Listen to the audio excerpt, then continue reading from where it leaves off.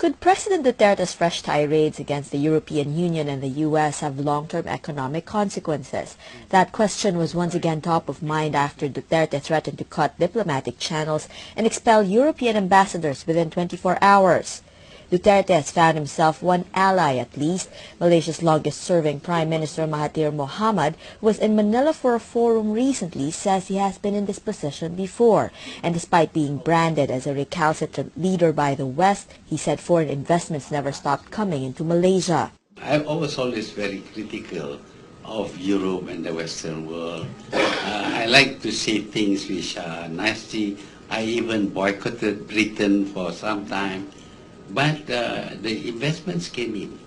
Why? It is because the investors, the business people, they want to invest and make money. They don't care about your politics. Provided you give a country that is stable, then the rule of law applies, they will come. Mohathir says investors look to where they can profit, and as long as a country is stable and provides incentives to businesses, investors will continue to come. You have to deal fairly with them. We give them incentives. No tax for 10 years, for example.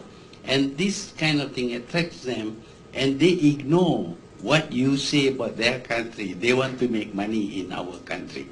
And because of that, I got away with a lot of things. You know, I say nasty things. I was called a recalcitrant and all that. The local business community are putting on a brave front, saying investors are used to the president's rhetoric and have learned not to take it as policy necessarily. The existing investors, the companies that are already here, have gotten used to the president now, and they realize that his tirades are just that. They don't necessarily result in a political policy change or anything like that. When we talk to our clients, they're very positive, they're continuing to invest, they're continuing to borrow. Because if they didn't believe in the growth of the country, they will not borrow because they'll be saddled with debts. But they're taking advantage of that. That's from the loan market. Wallace and Francisco point to the fact that Philippine economic fundamentals remain strong, which he says is what will keep the FDI coming. The ones who will miss the boat are the foreign companies. Because the last few years, how many hundred foreign brands have come in? They're the ones who are trying to catch the wave in the Philippines because they want to participate in the rising income, the liquidity here. Just a week prior, Senator Frank Drilon grilled the National Economic and Development Authority about Bangko Sentral data showing that new foreign equity placements have shrunk 90% to $141 million in the first 6 months of 2017 compared to a year ago.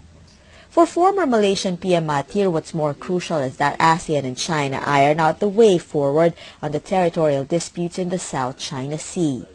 We need to come to terms with these overlapping claims over the waters.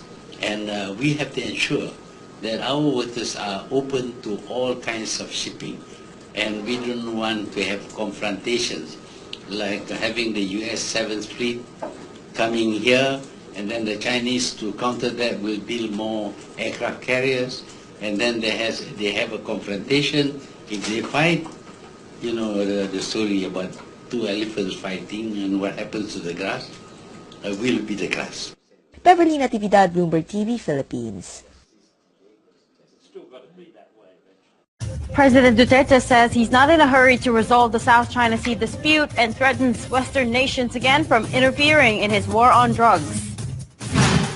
Miners oppose Environment Secretary Roy Cimatu's proposal to increase the excise taxes on mining firms, warning that it could drive away potential investments. Cebu Pacific launches a new hub in Cagayan de Oro City as the budget carrier scrambles to open up new routes in the region. And Bloomberry Resorts chair Enrique Razon says they're on track to start constructing a new casino in Quezon City despite opposition from residents. President Duterte sees no need to rush a resolution on the South China Sea conflict. Speaking at the high-level forum on ASEAN at 50 last night, he told the audience composed of diplomats and foreign policy experts that he is open to sharing resources in the disputed area. I hope that ASEAN will grow strong and solve the problems of the serious problems confronting us. The South China Sea is one, but we are not in a hurry. And as a matter of fact, what we did was really the correct step, and was to avoid confrontational talks with almost all of the parties concerned. Just ask for a limited time to solve the problem, and sharing of the resources, if it could be done. Come November, he will challenge fellow ASEAN leaders to boost trade within the region using the EU as a model. The president also went off script again and opened his keynote with a warning to Western nations, though he didn't specify who this time. To Western world, please do not impose your will on us. Do not derogate our sovereignty by lecturing on us the civilities of a country which we termed a democratic state. It is not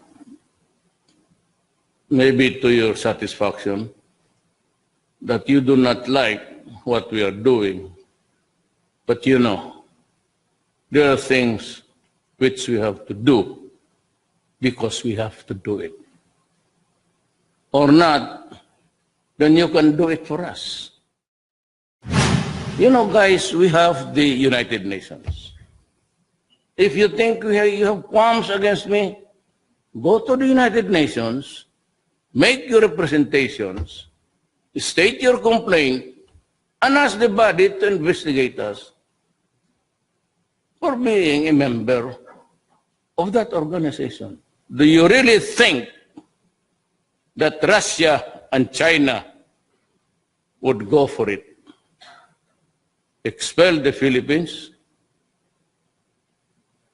One vote from either of the permanent members would goes kaput. When he finally read his prepared remarks, Duterte called on ASEAN to focus on the issue of piracy in the Strait of Malacca.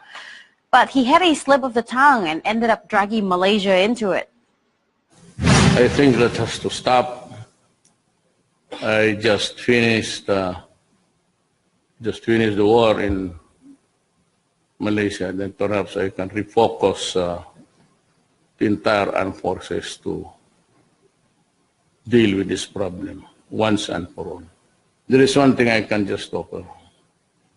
Blast them out of the seas to keep our shipping lanes open and safe. We imagine he meant to say he's just finished the war on Marawi, not Malaysia. Moving on now, Foreign Affairs Secretary Alan Peter Cayetano was at the same forum wherein he confirmed that all new grants from the EU will be rejected on President Duterte's orders. That's even though it's been clarified that the group of EU socialists who criticized the war on drugs does not represent the official EU mission. Cayetano now has to formally communicate this to EU Ambassador to the Philippines, Franz Jessen. In defending the decision, Cayetano insisted that grants from other countries don't come with strings attached. Pagka yung grant, may strings attached. Pagka yung grant, may mga agreement na pwede kayo makialam sa politika namin, it's more damaging than helpful. So if you look, for example, no, at the pending grants ngayon, kung titignan mo yung wording, it's one-sided in favor of the EU as far as being able to cancel it. Then number two, sila lang ang meron ding kung anong hinahanap nila sa pagtulong nila. Samantalang there are many other countries now who are giving us grants na wala ng agreement. It's just a question of we will accept it. I don't blame the President in drawing the line. Like sa Marawi, India, Japan, China, Russia. Diba? The 3.5 billion na binigay na ng China sa atin, lahat yun, walang nakatali, walang usap. Yung binigay sa atin ng Japan, sa atin Coast Guard, and yung mga projects na binibigay ng Japan, walang ano yun, walang agreements. US depende. May mga ibang agreements na may department to department na signatures and parameters. But marami din na walang strings attached. Let's get up to speed now on other headlines. The Chamber of Mines of the Philippines is warning that increasing excise taxes on mining firms may discourage future investments. The group was reacting to Environment Secretary Roy Simatu's comment that the current 2% excise tax is too small. This is studied before. There were some proponents before to increase the 2% to 5%. But umaangar rin ng mga mining government. That's ano naman yan eh. Pero we have to really find out, and these are the things that we have to plan properly. My bottom line is that it should define the wish of the president for responsible mining, make sure that the proper taxes will be given. Simatu will bring up the issue to the Mining Industry Coordinating Council, or MICC, which will meet on Tuesday next week. The chamber says requiring miners to pay more may result in financial losses. That's because they're paying a host of other taxes on both the national and local government levels, aside from the 2% excise tax. Baka nakikita lang ng karamihan ay the gross. Malaki talaga ang gross revenue. Kumbaga, malaking pinagbentahan. Ang hindi nakikita ng karamihan, malaki rin ang cost of operations. We've looked at the historical records of the Mining Act, no? And the 2% was parang it was considered by the experts as a fair share for government. Kasi pag tinutal mo lahat ng taxes plus the 2%, nalabas siya parang 45% of revenues ang share ng gobyerno eh. The country's balance of payments position reversed to a surplus for the first time in 5 months. The gauge came in at positive $24 million for September, narrowing the year-to-date deficit to below $1.4 billion.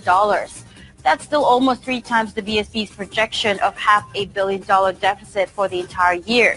Monetary officials expect the country's external payments to remain under control, supported by remittances and outsourcing revenues. And Chinese electronics firms are looking into locating into Philippine economic zones. Socio-Economic Planning Secretary Ernesto Pernia says a couple of Chinese firms are considering setting up facilities in the Clark area. Discussions are preliminary at this stage, but Pernia says there are also talks of possibly creating a whole new industrial zone exclusive for the Chinese. It will be the government, and then, with the Chinese committing, bringing in locators there to make sure that it is worth the cost of the infrastructure for that industrial park. So we pause for a very short break for now, but still to come. Cebu Pacific cranks up the competition, opening up more routes to connect Mindanao to the rest of the Philippines and even Southeast Asia. A chat with President and CEO Lance Gokongwei next. The bigwig Blueberry Chair Enrique Razon says opposition against their Quezon City casino means it's a good investment. Those stories coming up.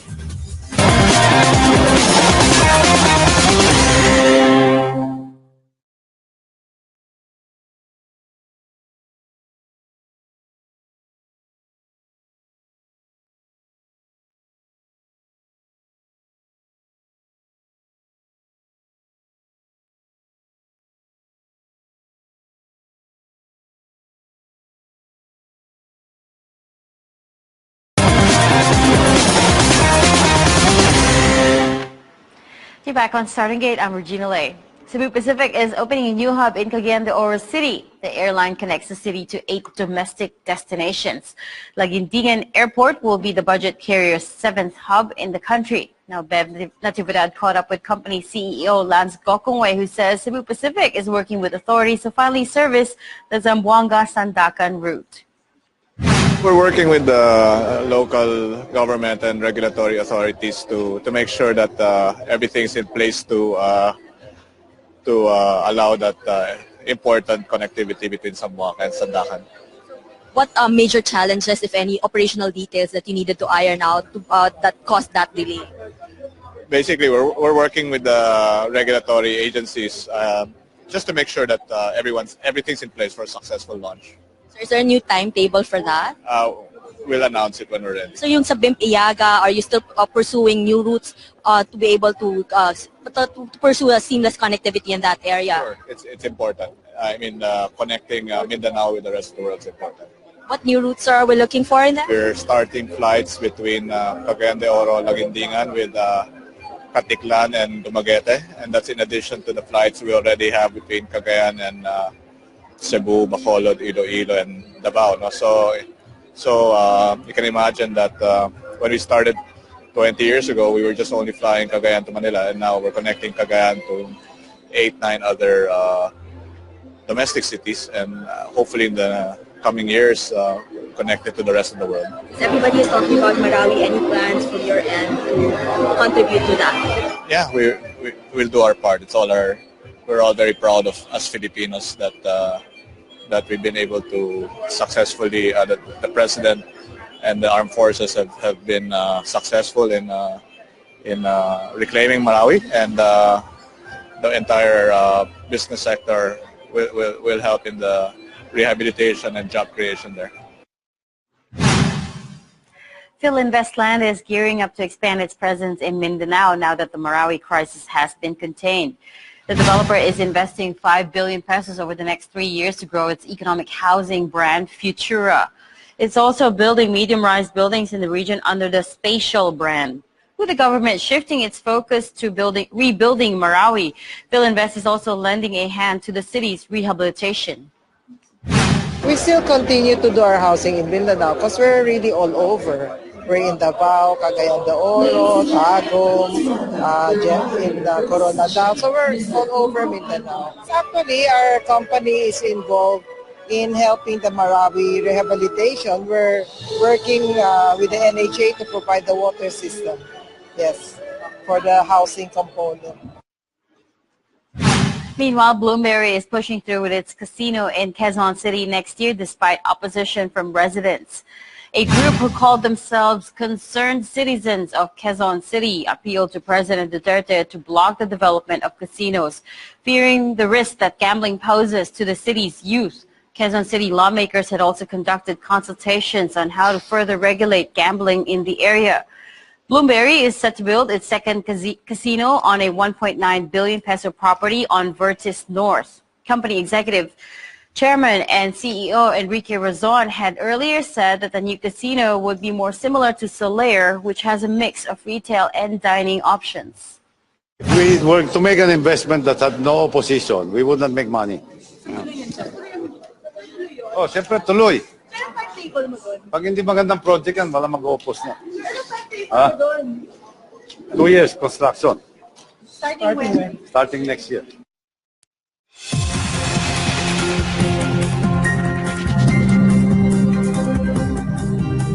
Well, the PSC continues to test new highs, but no one said it was going to be a bumpy ride on the way to 8,500. So how might the local bourse fare on this last trading day of the week? Well, for more on the markets, I'm now joined by Willie Agregado. He's the president of VC Securities, and he's with me live in the studio. Willie, thanks for joining me this morning. Look, it's been a shorter trading week. The PSC managed to make a run at 8,500 earlier on, and we've seen these 100-point swings up and down at the moment. As brokers, what are you seeing on the floor? Why have the markets been moving quite dramatically, for lack of a better term, in the last couple of trading days? Probably because we're looking at the end of the year figures, so probably people are positioning their shares on the up to the last quarter. I see. But I mean, are people on the markets or on the floor, is the sentiment still strong that the PSC could actually breach 8,500 or still extend the recent gains? Yeah. A month ago, I was interviewed. I said it's about 8.3. I predicted 8.5 for the last quarter. I think it will still go up. Okay, so we're close to 8,500 at the moment. Do you think there's still room to actually move up, or do you think this is as good as it gets for us? Probably for the quarter, it's 8,500. 8.5 ended. All right. So look, we've seen this uptrend for the PSE, but we also noticed that volumes are starting to look thin once again. And again, it's been quite touch and go for most of the last 2 months. Volume still a little, appetite still a little bit, I guess muted, for lack of a better term. Could this actually perhaps provide some headwinds for the PSE heading into the open today? Yeah, probably people are positioning already for the next year at looking at 10,000 figures for me. I see. Okay. I see at 10,000 next year. 10,000 next year. Yeah. Oh wait, so you're actually looking at the PSC perhaps testing 10,000 levels next year. Yes. How soon do you think this might actually happen, and what do you think it's going to be contingent on? Because of a lot of economic prospect for the Philippines, like the PPP, the influx of foreign investment, the ease on the capital acquisition. So probably this will be the one that will be pushing the market to the 10,000 figures. Now, okay, so 10,000 might be is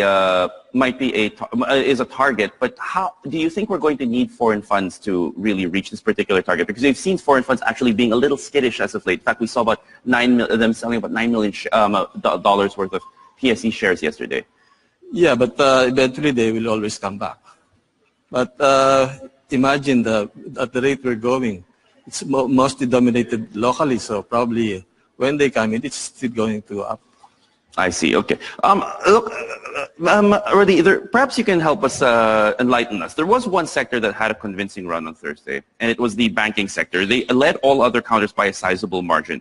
And when you look at how the banks did across the board, you're seeing some pretty a convincing strength across most of our banks. Only East West Bank actually taking a bit of a step back. But apart from Metro Bank taking full control of their credit card unit, there's no real strong, I guess, no concrete reason for this across-the-board move up for most of these banks. Do you have any idea as to why the banking sector had such a strong outing on Thursday? I think even for the last quarter, the banking system will still be going up because normally end of the year figures are good for the banking system.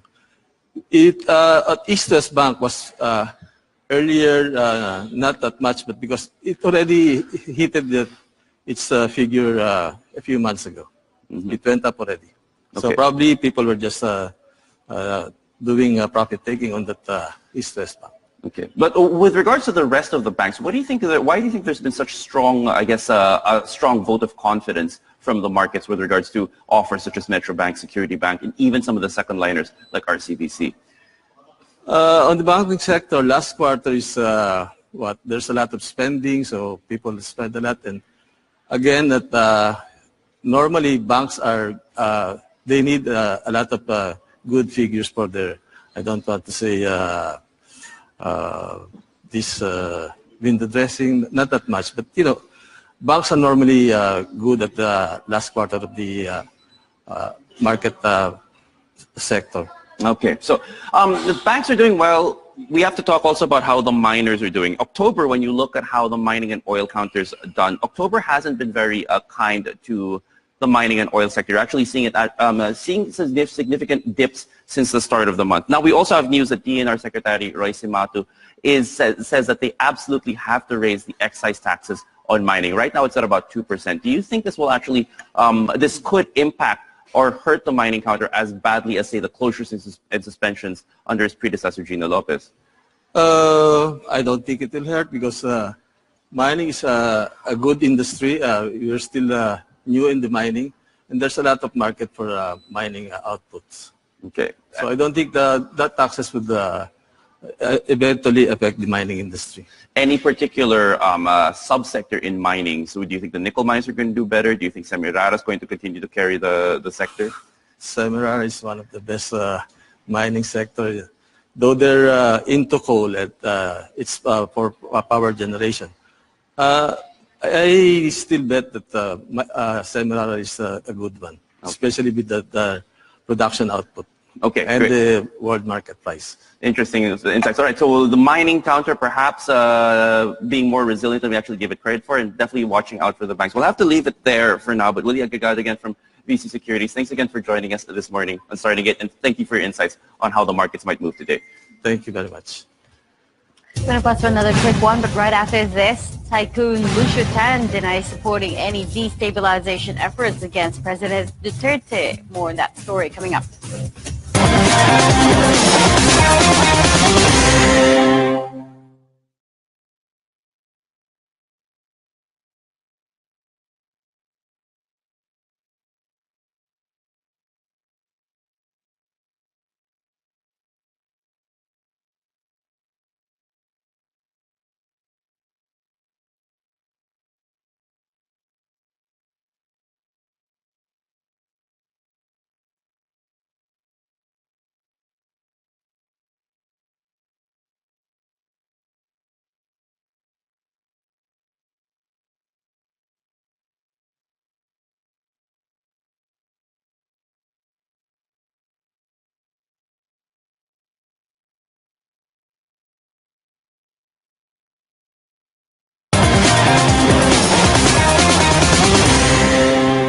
Welcome back to Starting Gate. I'm JP Ong.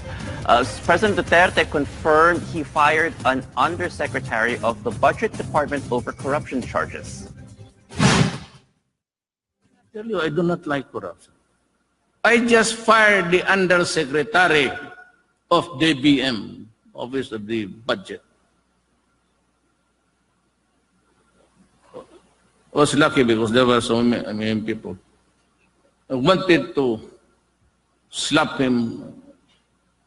I even stood up to, wanted to keep him in the face.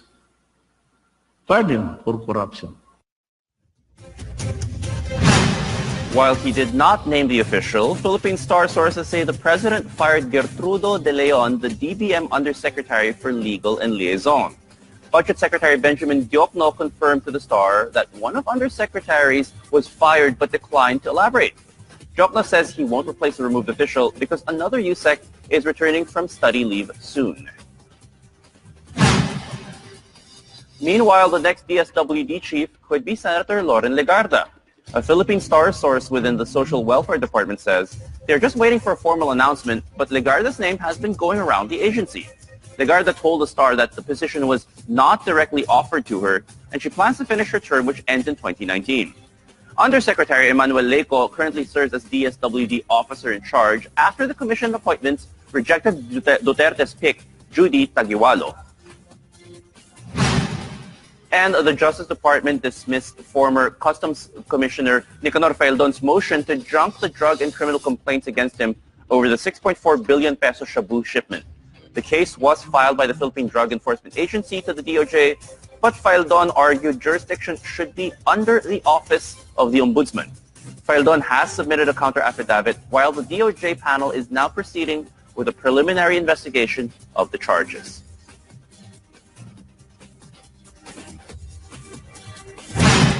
Well, investment inflows into the country is sharply in focus lately amid worries over the impact of President Duterte's rhetoric. For some insights, we bring in Euben Paracuellas. He's a senior economist at Nomura, live from Singapore.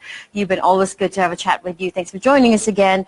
For FDI, I want to kick off with that. That's a bit of a sore point right now, but first let me recap the numbers, okay? So January to June, which is all the data we have right now, overall net FDI is down 16.5%. Debt is also higher and more worrisome. New equity capital, that component alone has plunged more than 80% year to date. What do you make of these numbers? I think, Red, good morning. Highlighting just the year-on-year numbers is a little bit misleading because we know in the last year we've had a lot of inflows related to the banking liberalization, particularly in April. And it could be chunky. So if you strip that out, I think growth is not too bad, right? And if you look at it on an underlying trend basis, it is pretty clear that it's still going higher, even though we have all of these political noise that have persisted. So I still think the fundamental driver of that is really, investors focusing on the reform momentum. This is an economy that's growing very fast. In fact, one of the fastest in Asia. It has a large domestic market and a good demographic profile. So ignore the year-on-year numbers, Euben, is what you're saying, and just focus on the uptrend, which is still headed in the right direction. Is that right? That's right, yeah. I think that's a very clear trend. And again, focusing on just the equity capital portion, that's just one component of FDI. In fact, what we've seen in the last 2 or 3 years, it's actually the debt component that's being the big driver. So these are lending of foreign companies to their local affiliates for business expansion and investing more in operations. So these are inflows as well, and it so happens that this is much bigger in the Philippines than equity capital. Let me broaden the question out a little bit, Yuben. As far as you guys can see, looking ahead, will the president's threats against the EU and sometimes the US turn off investors? I mean, most recently he's decided to reject all new EU grants, saying that these come with strings attached. What do you think the implications of that are? Yeah, that's always something that will grab headlines and obviously not very helpful as far as investor perception is concerned, particularly those that are based offshore. But as I said before, it's really not just the political outlook that drives their investment decisions. I think there's a whole lot of other things, business considerations, you know, the reforms, and again, in relation to what the Philippines is doing with the other potential FDI destinations in the region. And again, we just did a big report on that front. And, you know, along with India and Indonesia, Philippines really stacks up as one of the next FDI magnets for Asia as far as, you know, these indicators are concerned. And as an FDI magnet, where's the interest focused on right now? Are there any particular sectors that are looking more appealing to overseas investors at this stage? Well, the most obvious one would be infrastructure, and I think there's a lot more scope for that to be expanded, you know, with the Japanese and kind of Chinese investment that are coming through and leading the charge a little bit. But beyond that, you know, the consumer-related sectors obviously are a natural destination for the Philippines, given that it's still a very consumption-driven economy. The middle class is growing, incomes are growing, and inflation is really, you know, very benign. So I think purchasing power is rising, and therefore, for consumer-related sectors, that would be also an attractive destination. So infrastructure and retail looking very interesting. And in fact, Yuben, there's talk at the moment of opening up more sectors of the economy. We've heard retail, construction, telcos from NIDA, from the Economic Board, and it's planned to, the board has actually promised to issue a revised foreign investment negative list by the year end. So you do think this is going to be a game changer?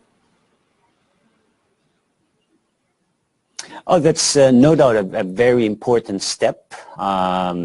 And as I said before, a lot of the, you know, factors that's hampering FDI inflows are actually regulatory. And to the extent that the authorities are, you know, liberalizing some of that, I think that would be a great help. We've spoken to a lot of these, you know, FDI type of investors in Japan and elsewhere, and obviously they see this as a, you know, a game changer, as you put it, and gives them a lot more of a mandate to actually go into these sectors and bring in capital. Yuben, what needs to happen here? Do you know, at the moment there's a restriction that foreign investors can only own up to 40% in certain restricted industries. What needs to happen? Do we need to take away that entire limit, or easing up just a little bit, like say taking it down to 30%, or rather taking the limit up to 70 or even 80%? Will that change things? Well, I think, first of all, you know, there's some constitutional limits. So there's some sectors really that foreigners are not able to invest in. But the foreign investment negative list is quite long. I think, in fact, one of the longest in the region. So I think there's a lot of scope without changing the constitution to change the regulation and shorten that list. And, you know, things like infrastructure, construction sectors, utilities, even education services. So there's a lot of these sectors that don't really need that protection anymore, and, you know, can compete with foreign players, or in fact could welcome sort of tie-ups with more foreign partners. So I wouldn't necessarily say that these sectors would have to, you know, bring down the limits from 100 to 0, but maybe anywhere between, you know, 40 to 50 would be acceptable at the initial stages. Now, lastly, Yuben, before I let you go, I want to talk a little bit about tax reform. When you look at where the tax bill is sitting right now, and the Senate has already missed its deadline to get it passed. There's major discrepancies about the revenue projections between the Senate and House versions, which means ultimately that the horse trading will continue. Does it worry you looking at all of that? I still think they're not too far behind schedule. I still believe that eventually this will be passed before year end, and they have some time. In fact, I would say that the Senate delay, to the extent that they're actually changing some of their provisions that make it closer to the Congress version, I think that makes the BICAM sessions a little bit less tricky and therefore faster to pass. So again, I'm not so worried that they were not able to pass it before the break. I think it is trying to kind of reconcile already some of their provisions. Thank you very much for your insights once again. Yuben Paraquelia, Senior Economist at Nomura, coming to us live from Singapore.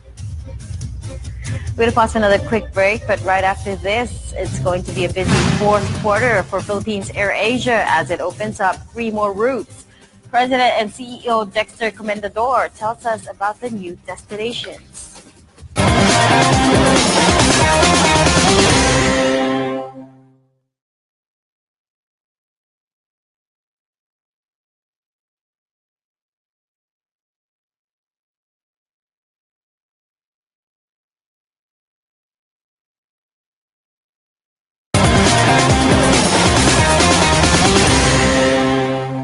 You're back on Starting Gate. I'm Regina Lay.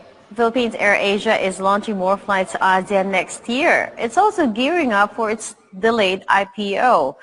Bim Santos caught up with company president and CEO Captain Dexter Comendador, I should say, who says the airline is eyeing flights beyond the region once it opens up its hub at Clark International Airport.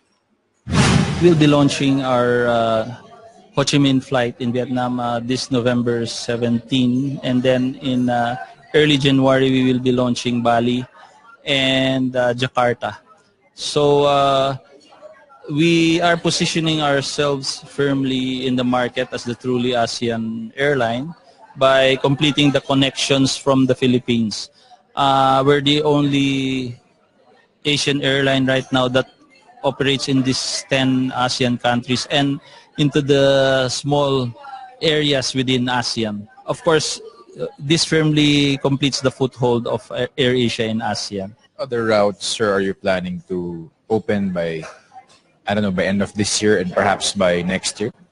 By next year, when we've established our hub in Clark, we should be flying the usual route that we left behind before in July 2013. So the natural routes we should be going to are China and Korea, then completing more of the destinations to Hong Kong, Macau, Singapore, Kuala Lumpur, Kotak, Kinabalu. These were the routes that we flew before we temporarily left Clark. So we're going back to Clark. We'll establish it as a base, and then we'll fly internationally from there. For 2017, how's your performance so far? So far, it's going to be a better year than 2016, a lot better than 2016. We were able to expand our capacity by 40%, and we will be doing it increasing it by another 40% in 2017. We're very optimistic of the market. You said about you're expecting 13B this year? Yes, as targeted, we will be meeting what we targeted. We are on track, very much on track. In terms of fleet, how much did you expand this year and plans for next year? We increased capacity by 40% this year and another 40% next year. So we should be ending the year at 17 planes from about 13 planes. So next year we should be around 24 planes. And then another 70 planes by the next 15 years.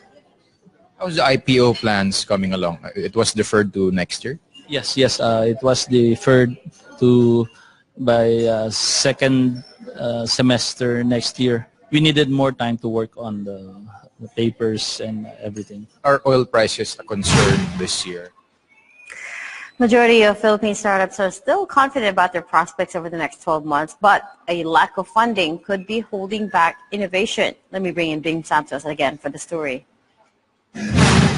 Local tech startups continue to grow, are optimistic, and are looking to tap overseas markets even while facing a host of challenges. That, in a nutshell, were the findings of the 2017 Philippine Startup Survey conducted by Isa Lipana and company PwC Philippines. In a survey that covered 106 respondents from the startup community, an overwhelming number said they were bullish on their prospects for the coming year, while over half have overseas aspirations. These startups are not looking at the Philippines only. They're looking at regional, and very soon they'll be looking at global. In terms of challenges, majority tagged access to capital as a primary roadblock. Regulatory requirements were also a sore point.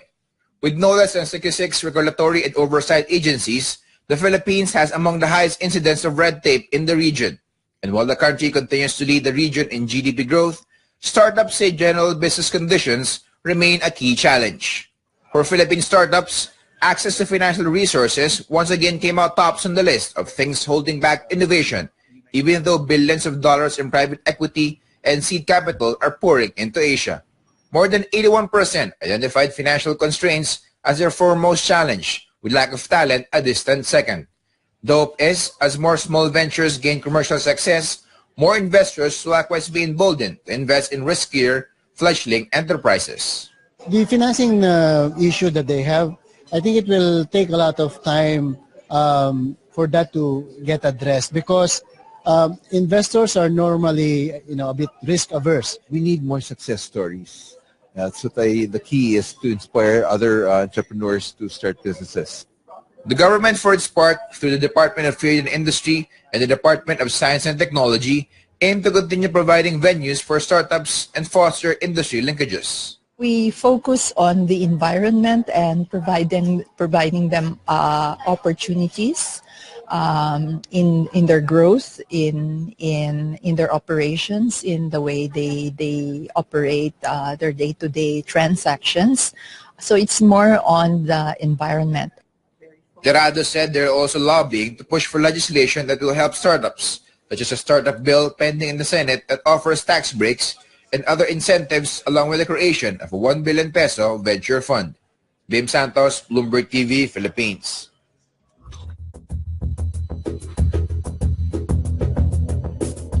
A quick overview of the markets on this last trading day of the week sees the PSE continue to at least take a back seat or step back right now. The main index down by about 0.5% to 8,442 points. We're only seeing service and industrial so far in the green at the moment, but everyone else really pointing at another correction or at least a sluggish start to today. But I want to focus on the peso because we haven't really touched on how the local currency is doing at the open. Take a look at how the peso is doing at the moment.